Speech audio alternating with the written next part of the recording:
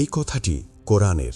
হে মুহাম্মদের উম্মতরা, একটু থমকে দাঁড়িয়ে চিন্তা করো, তোমাদের আল্লাহ তোমাদের ক্ষুধা আর দারিদ্র ছাড়া আর কি দিয়েছেন। আফসোস, তুমি যদি বুঝতে পারতে, আমাদের আল্লাহ আমাদের সম্মান দিয়েছেন, সাম্য দিয়েছেন। আল্লাহু আকবার। কিন্তু এই কাহিনী এমন এক মানুষের, যার ইবাদতই তার জন্য জাহান্নামের আগুন হয়ে দাঁড়িয়েছিল। এই কথাটি সেই সময়ের, যখন দিন আর দুনিয়াকে এমন এক গিঠে বাঁধা হয়েছিল যা কিয়ামত পর্যন্ত খোলা সম্ভব নয়। এটি সূরা মাউনের কথা। বিসমিল্লাহির রহমানির রহিম। আরাআইতাল্লাযী ইউকাযযিবু বিদ্দীন। আমরা ছোটবেলায় কোরআনের শেষ 10টি সূরা মুখস্থ করি ঠিকই, কিন্তু আমাদের সমাজের কতজন এই সূরার আসল উদ্দেশ্য মনে রেখেছি? আজ আমরা জানব সূরা মাউন কিভাবে আমাদের নামাজ আর আমাদের চরিত্রকে এক সুতোয় বেঁধে দেয়। সূরা মাউন মক্কার সেই কঠিন সময় নাজিল হয়েছিল, যখন আবু জেহেল আর আবু লাহাবের মতো মানুষরা কাবার হর্তাকর্তা ছিল। তারা হাজিদের পানি খাওয়াতো, কাবার দেখাশোনা করত। বাইরের মানুষের কাছে তারা ছিল অনেক বড় ধর্মপ্রাণ নেতা, কিন্তু এটি ছিল একটি বিশাল ধোঁকা। ওহে গোলামেরা, হাজিদের সেবায় যেন ত্রুটি না হয়, পানি আর আতর সব ঠিকঠাক রাখো, মক্কার সম্মান যেন বজায় থাকে। শোনো, হাজিদের সেবায় যেন কোনো কমতি না থাকে, পানি, আতর আর গালিচা সব যেন ঠিকঠাক থাকে। কাবা ঘরের দরজাও মেরামত করো, লোকে যেন বলে কুরাইশরা কত বড় মানুষ। আসলে তারা কাবার আড়ালে ব্যবসার দোকান খুলে বসেছিল। তারা বাইরে দানবীর সাজত, কিন্তু ভেতরে ছিল অন্ধকার। বাবা, দুদিন ধরে কিছু খাইনি, দয়া করে একটু খাবারের ব্যবস্থা করে দাও। তোর মতো অচ্ছুতদের জন্য আমার কাছে কিছু নেই, দূর হও এখান থেকে। তারা মানুষকে খাবার খাওয়াতো শুধু লোক দেখানোর জন্য।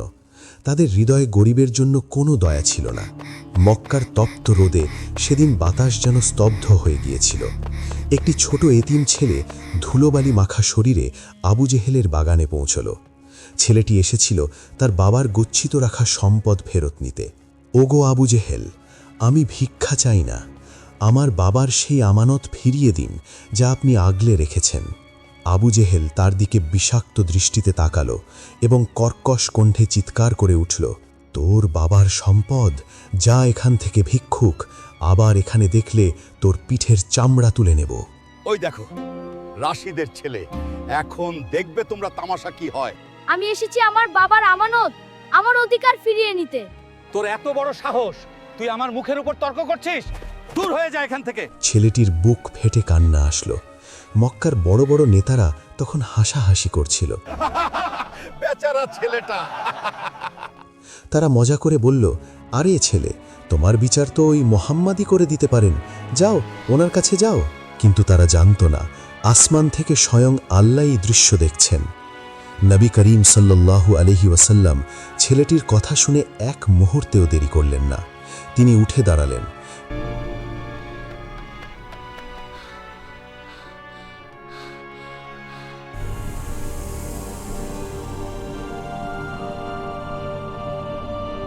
তিনি ছেলেটির সেই হাত ধরলেন যে হাত মক্কার সবাই এতদিন ঝেঁকে ফেলে দিয়েছিল।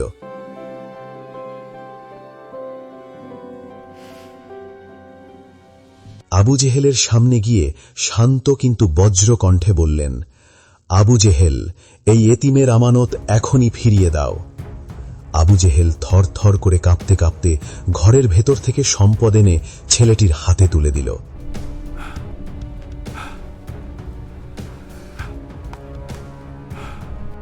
এটিই ছিল সূরা মাউনের শক্তির সূচনা।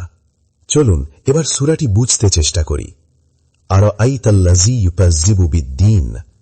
আল্লাহ জিজ্ঞেস করছেন, হে নবী, আপনি কি তাকে দেখেছেন যে বিচার দিবসকে অস্বীকার করে? আল্লাহ এখানে তাদের চেনার উপায় বলে দিচ্ছেন। প্রথমত, ফাযালিকাল্লাযী ইয়াদউল ইয়াতীম। সে ওই ব্যক্তি যে এতিমকে রূঢ়ভাবে তাড়িয়ে দেয়। আমি এতিম, যদি একটু সাহায্য করতেন খুব উপকার হতো। এখন কিছু দেওয়ার সময় নেই, অন্য কোথাও যাও। দ্বিতীয়ত, ওয়ালা ইয়াহুদ্দু আলা তুআমিল মিসকিন। সে নিজে তো খাবার দেয়ই না, অন্যকে উৎসাহিত করে না। দরকার কি এসব? এতিমদের খাওয়ানো কেন? দেখো, ও ক্ষুধার্ত, একটু সাহায্য করা আমাদের কর্তব্য। এরপর আল্লাহ এক ভয়ঙ্কর কথা বলেছেন, ফাওয়াইলুল লিল মুসাল্লিন।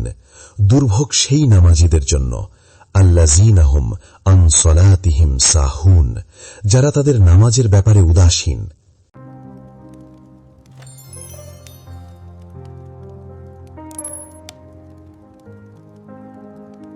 খেয়াল করুন, আল্লাহ কিন্তু বলেননি যারা নামাজ পড়ে না। আল্লাহ বলছেন যারা নামাজ পড়ে কিন্তু তাদের মন থাকে মোবাইলে, দুনিয়ার কাজে, অথবা তারা নামাজকে শুধু একটা বোঝা মনে করে। এবং তারা আল্লাযীনা হুম ইউরাউন, যারা লোক দেখানো ইবাদত করে।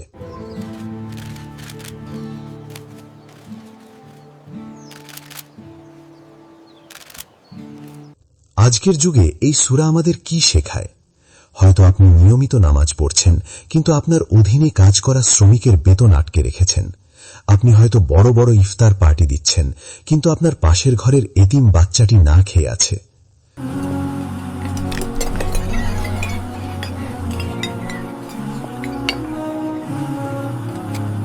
আমার খুব ক্ষুধা লাগছে, কেউ কি আমাকে একটু খাবার দেবে? আল্লাহ বলছেন ওয়ায়ামনাউনাল মাউন, যারা সামান্য সাহায্য বা নিত্য প্রয়োজনীয় ছোটখাটো জিনিস দিয়েও অন্যকে সাহায্য করে না।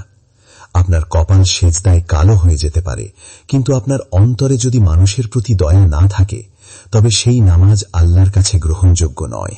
বন্ধুরা, সূরা মাউন আমাদের একটি শিক্ষা দেয়, দিন আর দুনিয়া আলাদা কিছু নয়। আল্লাহর প্রতি ভালোবাসা আর মানুষের প্রতি সেবা, এই দুটি মিলেই পূর্ণাঙ্গ ঈমান। আসুন আমরা প্রতিজ্ঞা করি, আমরা শুধু নামাজি হব না, আমরা দয়ালু মানুষও হব। আমরা এতিমের হাত ধরব এবং সামান্যতম সাহায্য দিয়ে হলেও মানুষের পাশে দাঁড়াব। ভিডিওটি ভালো লাগলে শেয়ার করুন। আমাদের এই সিনেম্যাটিক দাওয়া মিশনে যুক্ত থাকতে সাবস্ক্রাইব করুন। দোয়া করবেন। জাযাকাল্লাহু খায়রান। আসসালামু আলাইকুম।